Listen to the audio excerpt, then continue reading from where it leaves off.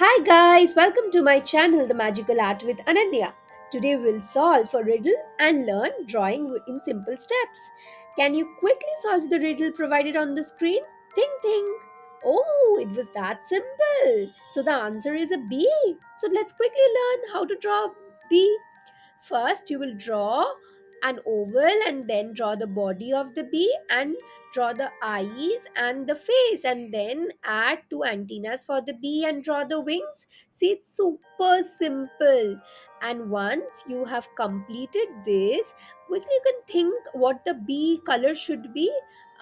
It's very easy, right? Everybody has seen a bee. Okay, we can add the hands and the legs of the bee. See, the bee is almost completed, but I think that we should provide some more details, right? Fine details so that the bee looks better. So let's make some designs on the body of the bee.